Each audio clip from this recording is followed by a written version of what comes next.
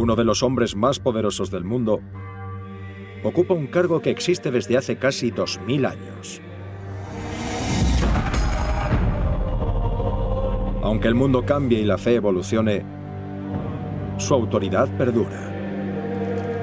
Lo que comenzó con un apóstol se ha convertido en 1.200 millones de fieles seguidores de un hombre.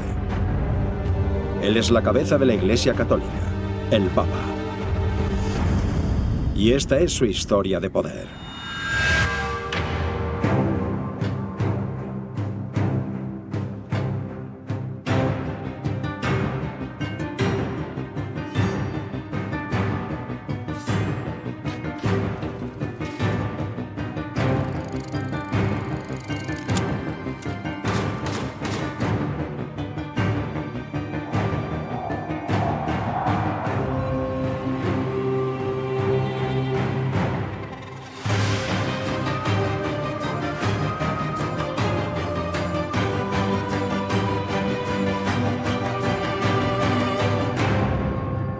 En este episodio, veremos peticiones nunca vistas antes del Papa León X y de Enrique VIII, protestantes severos de la Iglesia Católica.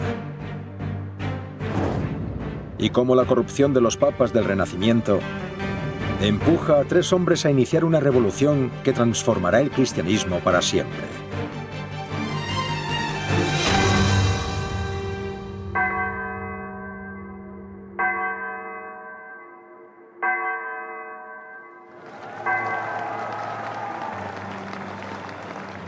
Doy gracias a Dios por esta conmemoración conjunta de los 500 años de la Reforma que estamos viviendo con espíritu renovado, porque reconocemos que entre nosotros es mucho más lo que nos une que lo que nos separa. En 2016, el Papa Francisco dio comienzo al 50º aniversario de la Reforma. Una revolución espiritual que divide a la Iglesia Católica. La Reforma es algo crucial en el desarrollo del cristianismo. La Reforma pudo ser una de las grandes tragedias del cristianismo, pero hizo aflorar una fe mucho más personal e individualizada. El comienzo de la Reforma ocurrió por rechazo al exceso que se veía en Roma.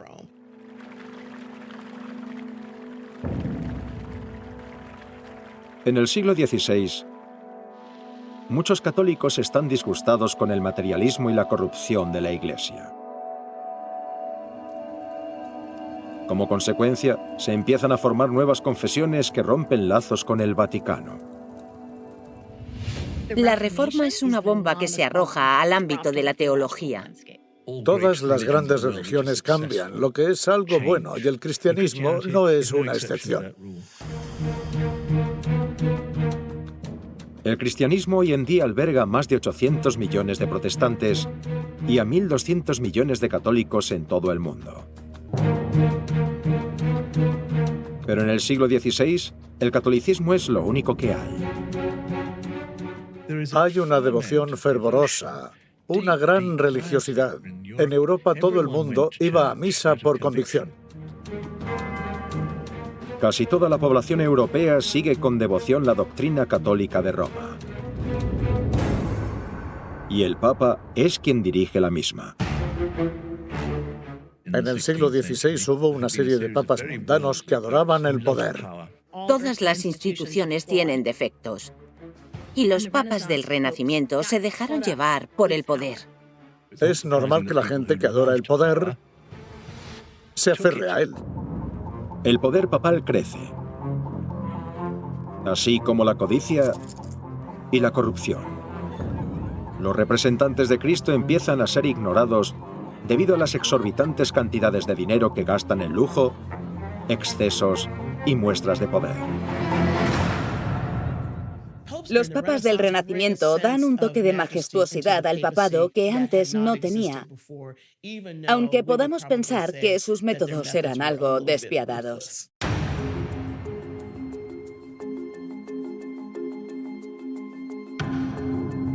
Y en 1513, el Papa León X lleva la indulgencia a un nuevo nivel.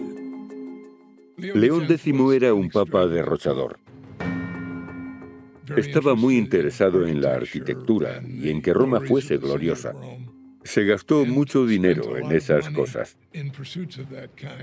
Las iglesias se convirtieron en las artífices de esta grandiosa explosión cultural que fue el Renacimiento. El Papa León X daba fastuosas fiestas y le encargó a Rafael pintar frescos por todo el Vaticano. Se gasta una pequeña fortuna en ampliar la Basílica de San Pedro. En el Renacimiento hay mucho arte, mucho mecenazgo. Pero por otro lado es algo nefasto para la Iglesia porque la está dividiendo. Había que pagar todo ese arte, esas esculturas y esa belleza. El Papa León X costea su opulento estilo de vida vendiendo cargos de su administración. Dice, este puesto vale tanto, si quieres este otro tienes que pagar tanto. En la Iglesia están pasando cosas horribles. Están vendiendo los obispados, están dando cargos a hijos ilegítimos. Se malversaba.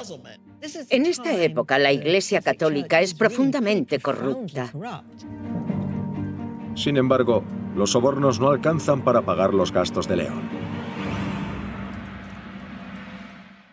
Sobrecarga a las iglesias y parroquias locales. La gente entrega mucho dinero en este periodo y se siente exprimida. Tras 2 años de papado de León X, el Vaticano está al borde de la bancarrota. Para salvar a la Iglesia de la ruina, le encarga al clero vender indulgencias por toda Europa. Indulgencias, el perdón de los pecados a cambio de dinero. Las indulgencias comenzaron en la época de las cruzadas porque tenías a esos soldados luchando por Cristo que podrían morir en cualquier momento. Y la Iglesia lo que hizo fue darles un documento gratuito que los liberaba del purgatorio. Las indulgencias eran una forma de recompensar a la gente que estaba haciendo algo bueno por Dios. Pero el problema es que el sistema creció y pronto las indulgencias se empezaron a dar a cambio de dinero. León X se da cuenta de que la venta de indulgencias puede engordar las arcas de la Iglesia y de que podría financiar la costosa construcción de la Basílica de San Pedro. La gente va a San Pedro y se pregunta, ¿cómo consiguieron tanto dinero para construir esto? Lo consiguieron vendiendo indulgencias. Lo mejor de las indulgencias es que eran aplicables a familiares fallecidos. Podías hacer que tu familiar saliese del purgatorio comprando una indulgencia. Es una idea muy atractiva, una con mucho éxito. A medida que la venta de las indulgencias organizada por el Papa se extiende por Europa, crece también la indignación de un profesor fundamentalista alemán. Martín Lutero escucha hablar de ellas y lo encuentra ofensivo. Martín Lutero, un fraile de 33 años muy devoto de la Biblia, se siente horrorizado por la venta de indulgencias.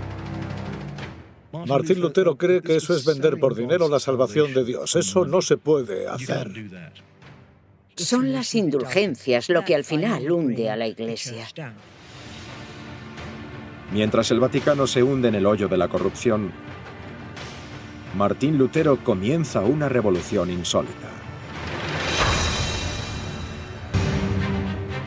En 1517, a pesar de la gran devoción de los católicos europeos, el materialismo y la corrupción campan a sus anchas dentro del Vaticano. Pero en Alemania, un hombre decide que ya es hora de oponerse a los pecados del Papa. Martín Lutero era un fraile, miembro de la Orden de San Agustín. Lutero enseñaba las Sagradas Escrituras. Se convirtió en monje por miedo. Se lo prometió a Santa Ana durante una tormenta. Al principio de su carrera fue enviado a Roma por su orden religiosa y Roma le impactó. Como académico profundamente religioso, Martín Lutero se horroriza ante el hedonismo financiado por las indulgencias que observa. Le indigna el hecho de que el Papa esté explotando el miedo a ser condenados para enriquecerse.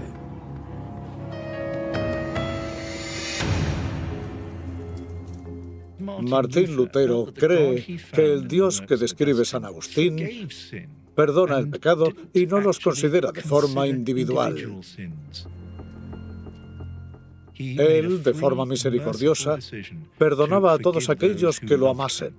Lutero creía que Dios lo amaba y quería predicar este mensaje sobre el amor de Dios, así como que tú y yo, la gente como nosotros, los seres humanos, somos pecaminosos, no podemos hacer nada. Para Lutero, la venta de indulgencias era justo la antítesis del cristianismo, entendido como forma de salvación, porque no era gratis, sino que tenías que pagar por ella. Martín Lutero lo consideraba una farsa. Decidió dar un curso sobre las indulgencias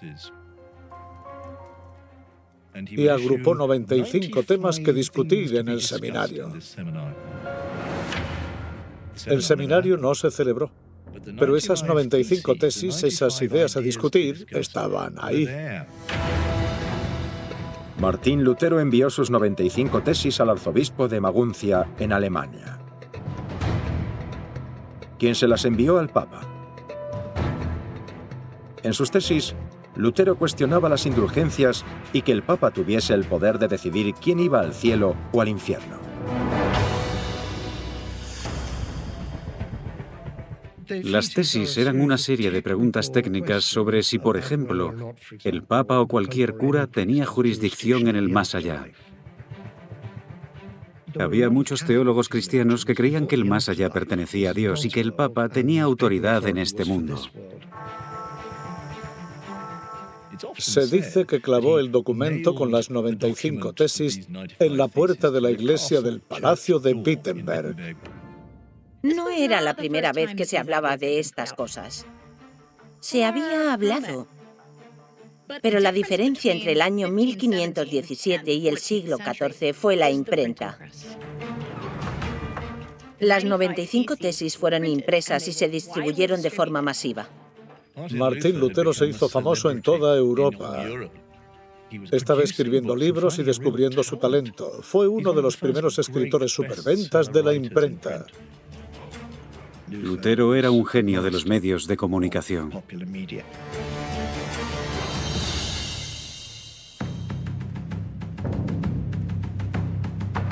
Anteriormente, la imprenta solo se había usado para imprimir la Biblia y documentos oficiales.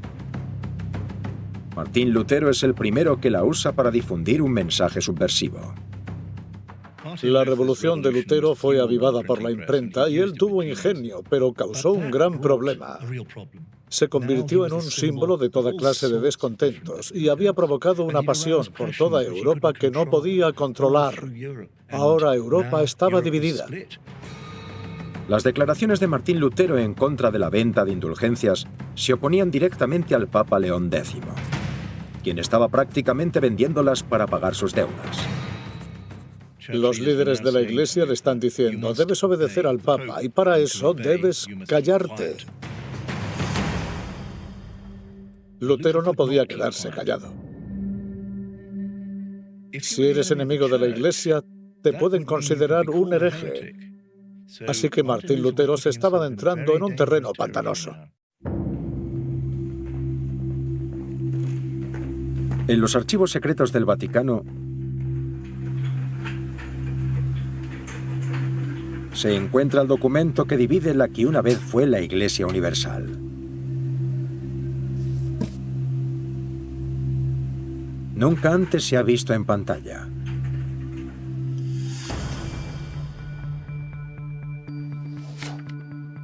El 3 de enero de 1521,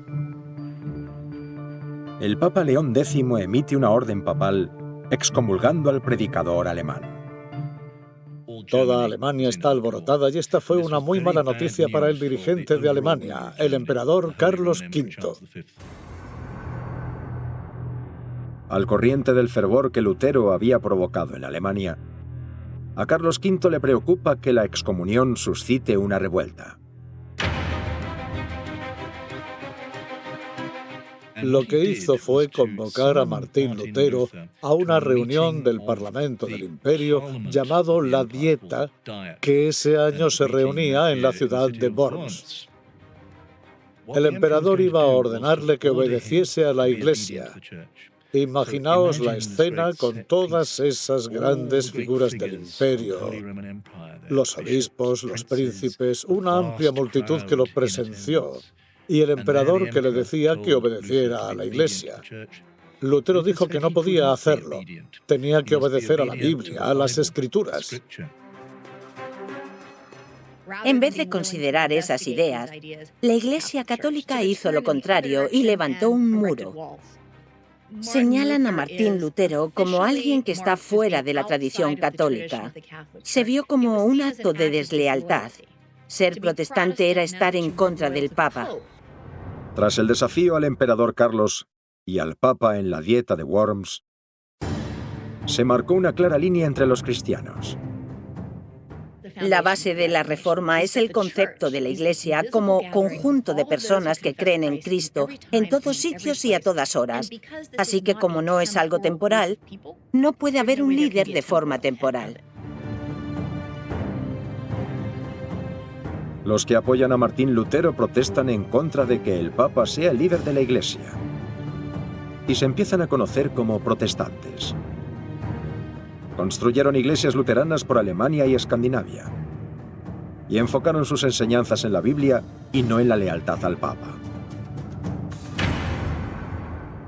En el pasado, cuando no se quería ser católico, uno podía acabar quemado por hereje, torturado o en prisión.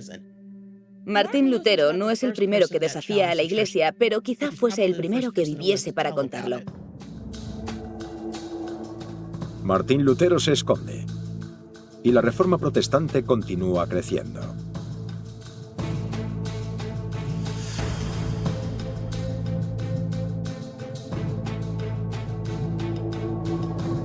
En 1523, 2 años después de la Dieta de Worms, es elegido un nuevo papa, Clemente VII.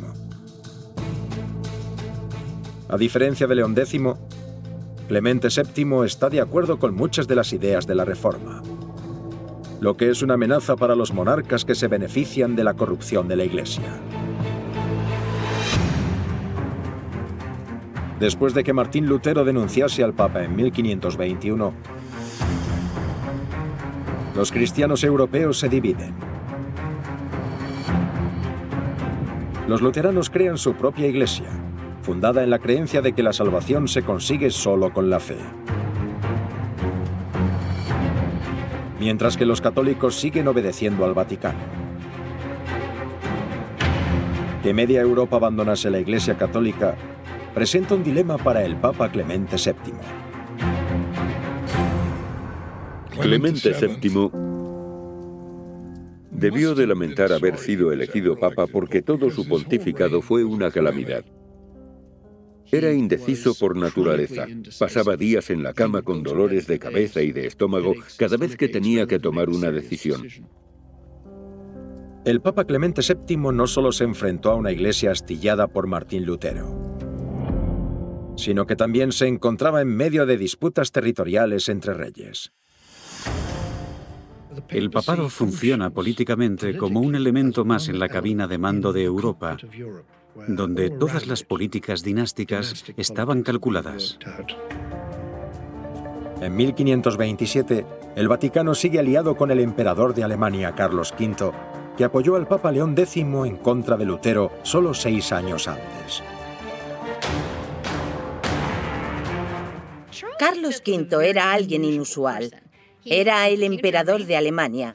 Gobernaba el norte de Italia, era emperador del Sacro Imperio Romano, pero también heredó el reino de España. Tenía más poder en ese momento que el que cualquier otro monarca hubiera tenido jamás. Era un monarca muy peligroso para muchos. Quería Italia, al igual que Francia. En un intento de equilibrar los poderes en Europa, el Papa Clemente VII abandona su alianza con Carlos y hace un pacto secreto con Francia llamado la Liga de Cognac. Como si el Papa no tuviese suficientes problemas a finales de 1520, se enfrentó al mayor católico de Europa, Carlos V, el mismo a quien se enfrentó Lutero. Hay un gobernante, el rey de Francia, que está detrás del Papa y el emperador está en contra del Papa. Hay una guerra entre la Iglesia y Alemania, pero en realidad es entre el emperador de Alemania y el rey de Francia. Entonces Carlos V invade Italia e invade Roma. El ejército imperial saquea Roma. Muchos soldados eran luteranos y odiaban al Papa, así que durante semanas Roma se enfrenta al terror. Es una gran ironía que fuese un católico el que más daño le hiciese al Papa. En mayo de 1527, el ejército alemán ataca las iglesias, los monasterios y los palacios de Roma.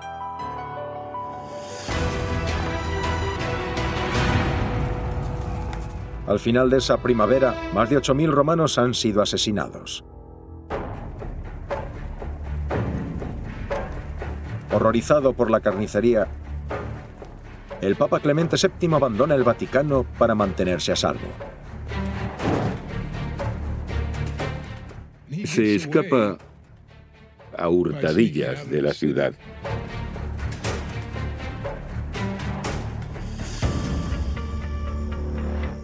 El Papa se esconde en un castillo a las afueras de Roma 5 semanas, pero al final, los alemanes rodean su refugio.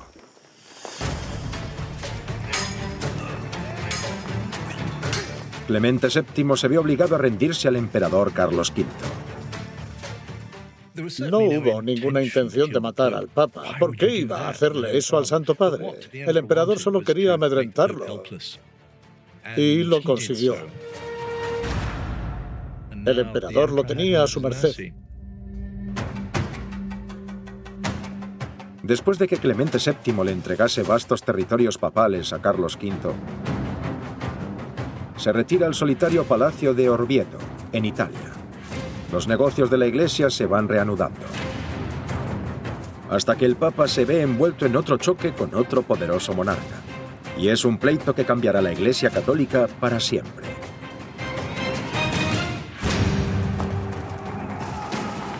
Tras el ataque del emperador Carlos a Roma en 1527, la ciudad está en ruinas.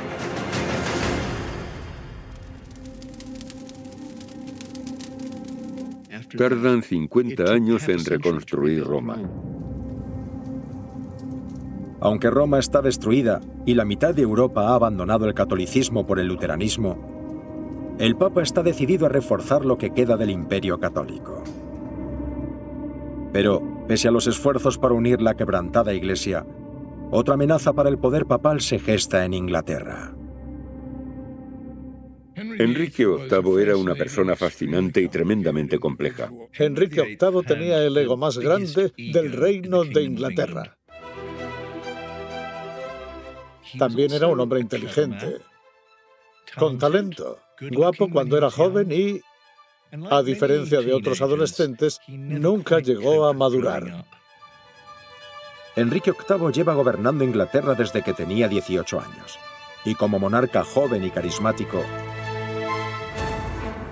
está acostumbrado a conseguir lo que quiere.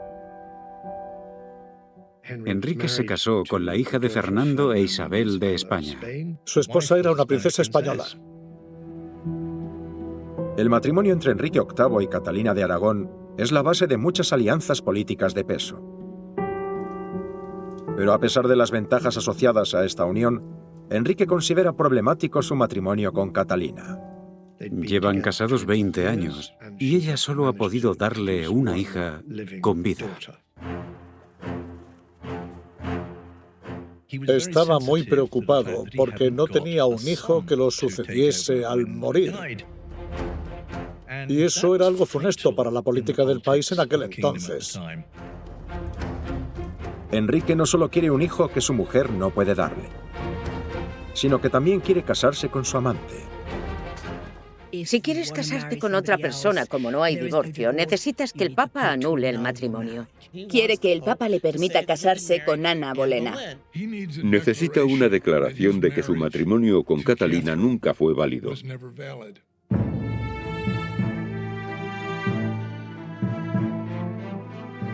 En los archivos del Vaticano está la carta que Enrique VIII envía al Papa Clemente VII pidiéndole la nulidad de su matrimonio con Catalina de Aragón en 1530. Su petición está firmada por 81 miembros del Parlamento. Pero la respuesta del Papa es complicada debido a sus alianzas políticas. El Papa era, efectivamente, prisionero del emperador Carlos V, quien, para más INRI, era sobrino de la reina Catalina de Inglaterra. Clemente VII no quiere poner en peligro su frágil tregua con Carlos V, accediendo a la anulación. Pero el rey Enrique amenaza con hacer que toda Inglaterra deje de ser católica si no consigue lo que quiere. Así que, por un lado, estaba el rey de Inglaterra que decía: declara nulo mi matrimonio o la Iglesia sufrirá por ello, porque interrumpiría el flujo de dinero que iba de Inglaterra al papado. Y por otro lado estaba el emperador Carlos V que decía: si divorcias a mi tía, sufrirás por ello. El Papa Clemente está en una situación muy difícil y la indecisión lo tiene paralizado. Pero al rey Enrique VIII no se le conoce por su paciencia. Clemente usó varios trucos, tácticas dilatorias, y la espera se hizo eterna. Enrique acabó hartándose y diciendo: voy a hacerlo solo. En la década después de la revolución de Martín Lutero, una corriente de pensamiento que circula por Europa duda del poder divino del Papa para gobernar. Enrique VIII se sirvió del ideal de esta fuerte corriente reformista que decía: el Papa no es la cabeza de la Iglesia es algo invisible. La Iglesia católica son todos los creyentes del mundo y el Papa no tiene legitimidad para ser su líder. Tomó ese pensamiento y lo corrompió totalmente diciendo: el Papa no es el líder de la Iglesia, soy yo. Eso no era lo que los reformistas tenían en mente. Enrique VIII pensó: me arrojaré a un acto de supremacía y me declararé por encima de la Iglesia. Enrique dijo: no soy rey, soy emperador. Los emperadores no responden ante nadie. En 1534, 4 años después de la primera petición de anulación de Enrique VIII, denuncia al papado y le quita a la Iglesia Católica la jurisdicción sobre él y su país. Se proclama a sí mismo líder de la Iglesia de Inglaterra. Enrique dijo: decido no estar casado con Catalina. Se divorcia de su esposa católica, se casa con Anna Bolena y se hace líder de la Iglesia. Puede deshacerse de sacerdotes católicos, de la gente que no siga su particular fe, la fe de la Iglesia anglicana, y como resultado acaba con la Iglesia católica en Inglaterra por un tiempo. Hizo pedazos el reino al separarse de Roma. Hay guerras por la religión en Inglaterra. Las hay también entre Francia e Inglaterra, pues Francia es más leal al Papa e Inglaterra es más leal a Enrique. Todo el panorama religioso está en guerra. Enrique VIII se hace con la riqueza de la Iglesia. Como jefe de la Iglesia de Inglaterra, Enrique VIII se adueña de las propiedades de la Iglesia Católica. Empieza a cerrar las iglesias. Coge el dinero para él. Disuelve monasterios y conventos, despojando a 12.000 monjes, monjas y sacerdotes de sus casas y bienes. Era desconcertante en cuanto a la religión. Enrique VIII tenía las alianzas y las riquezas suficientes como para ignorar al Papa. Para poder decir: no, me da igual que pongas a todo mi país en tu interdicto, que los excomulgues, me da igual. Básicamente, eliminó la autoridad del papado y al menos al principio dejó todo lo demás. Simplemente fundó una nueva iglesia con otro jefe. Y ese puesto es lo que a él le interesaba. Estaba al mando. A pesar de las revoluciones espirituales y los monarcas ávidos de poder, el antes todopoderoso Papa ve el poder de la oficina papal menguado por primera vez en casi 800 años. A mediados del siglo XVI, parece que el reinado de la Iglesia Católica está llegando a su fin. Al final del pontificado de Clemente VII en 1534, la antaño poderosa Iglesia Católica se está fragmentando.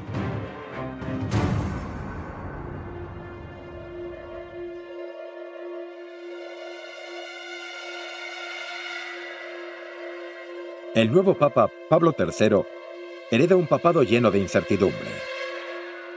Cuando la Iglesia parece estar en serios problemas, aparece un abanderado que se hace llamar Ignacio. Ignacio de Loyola.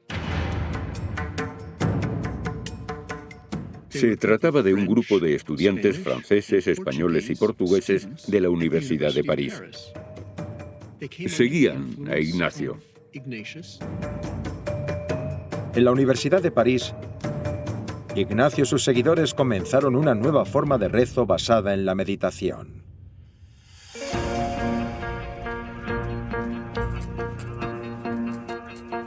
Anteriormente, el rezo católico consistía en recitar algo fijado, pero Ignacio promueve una práctica más personalizada.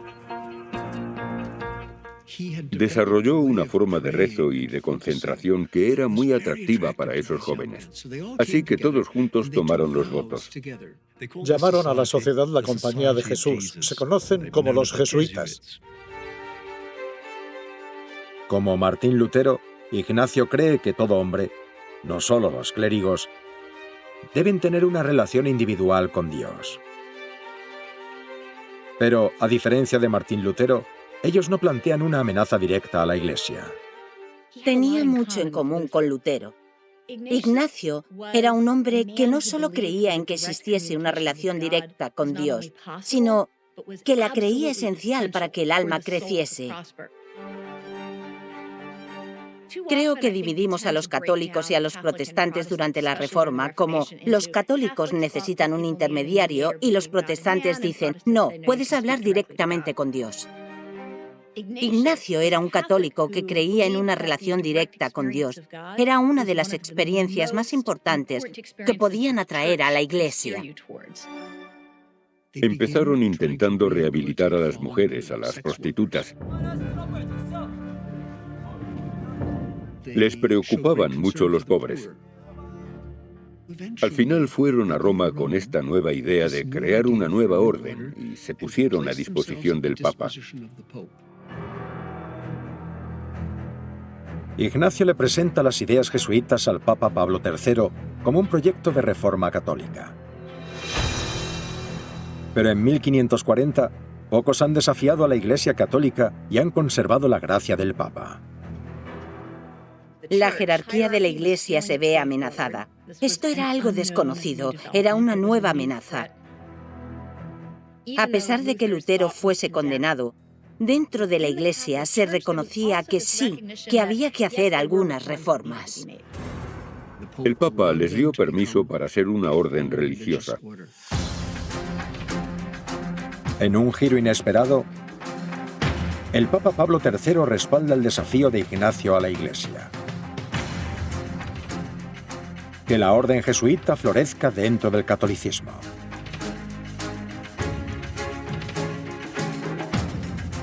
Ignacio sabía cómo funcionaba la política en el Vaticano. La Compañía siempre ha apreciado su independencia y por eso, para protegerla, hablan de su lealtad hacia el Papa. Son la orden religiosa más grande del catolicismo. Los jesuitas se hacen un nombre al cambiar su enfoque hacia la educación universal. Los jesuitas se centran en una educación para todas las clases sociales. proporcionaban una educación de calidad y la gente corría a recibir esa educación. Eso fue lo que difundió de nuevo la fe católica en áreas donde el protestantismo ganaba terreno. Ignacio vivirá 16 años más. Y durante ese periodo, los jesuitas se multiplicaron. Acogieron a más y a más gente. Empezaron a dispersarse hacia el Nuevo Mundo, hacia Japón, India y otros lugares.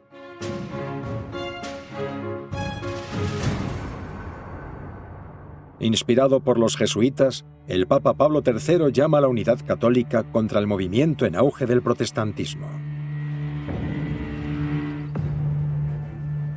Hay una confusión tremenda en la Iglesia. Así que llega la hora en la que la Iglesia tiene que rehacerse. Pero ¿cómo se rehace la Iglesia? ¿Qué hacen? ¿Cómo hacen para unirla? En 1545, el Papa convoca el Concilio de Trento para reexaminar la institución católica. Se produce la Contrarreforma. Se convoca un concilio para empezar a hacer reformas en la Iglesia que se creían convenientes para mantenerla unida y para hacer retroceder al luteranismo y otros movimientos reformistas. Pablo III es un gran papa reformista. Hizo una serie de grandes nombramientos en el cardenalato. Y esos hombres fueron los líderes de la renovación del catolicismo a mediados del siglo XVI. Y son sus hombres. Empieza la transformación.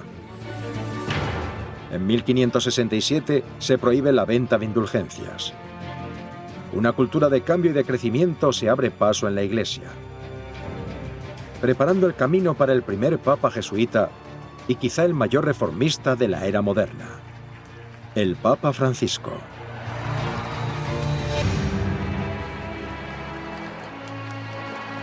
Casi 600 años después de la reforma que se inició en Europa, el Papa Francisco se convierte en el primer papa jesuita. Un líder que llama a los cristianos a ser emisarios de esperanza.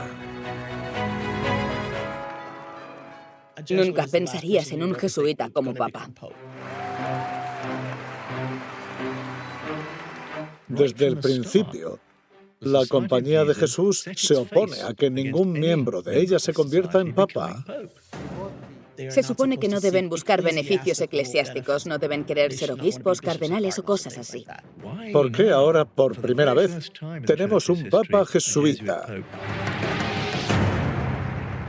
La elección sin precedentes de un papa jesuita da un verdadero cambio a una institución de 2000 años de antigüedad. El Papa Francisco se posiciona como líder de la Iglesia Católica, del papado y también como líder moral. Los jesuitas fueron los grandes triunfadores de la Reforma Católica. Los jesuitas son muy abiertos. Entienden que una cuestión tiene varios ángulos. Tienden a ser más tolerantes en sus juicios morales. Tienden a apoyar más. Así que tener un papa jesuita es algo interesante. Es como si la compañía hubiese enviado a alguien al rescate. La Iglesia tenía problemas, así que enviaron a uno de los suyos. La elección del Papa Francisco en 2013 se produjo en un momento turbulento para el catolicismo. El Vaticano estaba bajo escrutinio por escándalos sexuales y financieros, y la asistencia a la Iglesia y a los seminarios estaba decayendo en todo el mundo. Los cambios se producen de forma distinta en la Iglesia Católica. Nunca suceden de forma directa.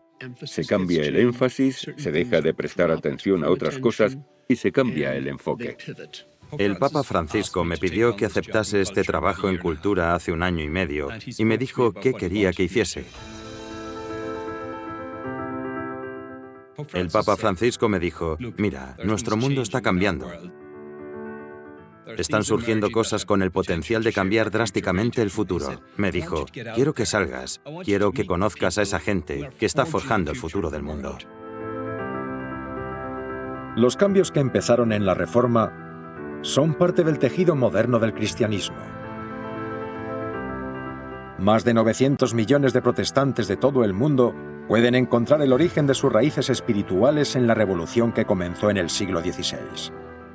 Que la cristiandad se dividiese fue una tragedia, pero también fue lo que creó la necesidad de una contrarreforma. Después de 2000 años de amenazas, transformaciones y revoluciones, el Papa sigue teniendo 1.200 millones de seguidores en todo el mundo.